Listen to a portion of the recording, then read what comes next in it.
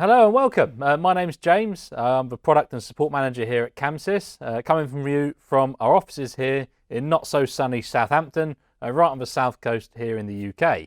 So I'm just going to take a few minutes to talk to you about some of the latest developments here at ChamSys. Well, obviously we can't get out to see you in person at the moment. So this year has been a very busy year for us at ChamSys. We've launched a couple of new products and we also launched a 500M last year, which you may not have had a chance to see yet. So we've now got a complete new line of stadium consoles with the MQ500M that we launched last year, 256 universes, direct from a console, motorized faders, encoder playbacks, all that good stuff. You might hopefully have heard about that already.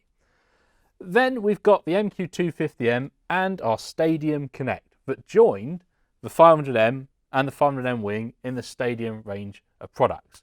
Now all of our Stadium range of products now offer you motorized playbacks, encoder playback faders, backlit keys, and backlit fader and encoder pots on them as well. And the backlit faders and encoders, they're RGB backlit, so you can customize the color of them. Specifically, the two new products we've just launched, I'm going to talk to you a little bit about those. So the 250M, 64 universes, direct from a console, no external processing required. It's got an upgrade option where you can take that up to 128 universes. It's a one-time upgrade software key. You load it on the console. For the life of that console, it will do 128 universes. Again, completely direct from the console. On it, 10 motorized playback faders and 10 encoder playbacks. Now, the playback faders, they're not just your typical playbacks you'd have on your lighting console. They can be more than just playback. So if I hold down my next and previous button, I can change them to do things like intensities. I can have them doing selective groups, etc., presets, all on my faders. So you can very quickly change the fader function, and you can have macros on the keys on the console to quickly jump between them. Hardware-wise, you've got a full HD multi-touch display and also the smaller attribute encoder display, which means that all of your playbacks and encoders are directly electronically legended on the screen. No need to cover your console in PVC electrical tape. The smaller execute display here offers you executes, macros, playbacks, etc. on there. It basically replicates what you have on the 4x3 grid here on your 500M console. To change the function of that, you very simply just hold your Alt key down and you can change what this little screen is doing. On the 250M, the screen folds down in it. Clamshell design, a bit like your laptop style for transportation.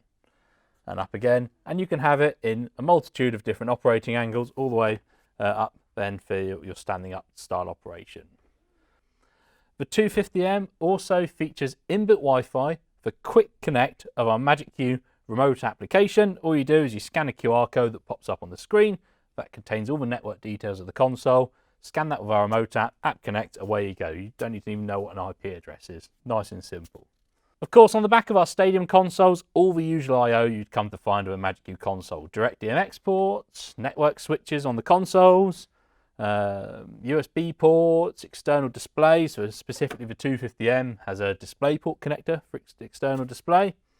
And as with other Magic Q consoles, 250M and 500M, both have inbuilt UPSs, capable of running the console for 10 to 15 minutes in case of power failure.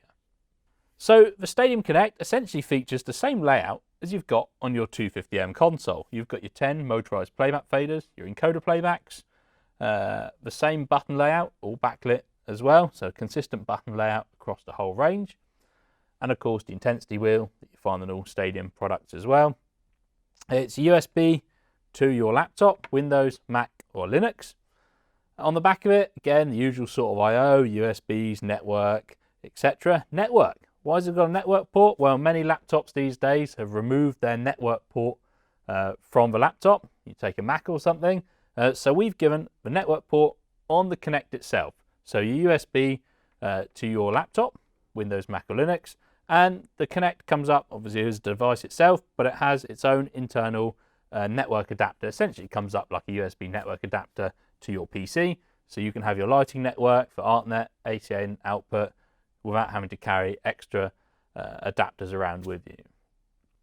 As with all of these products, I'd encourage you to reach out to ULA Group for any information on these.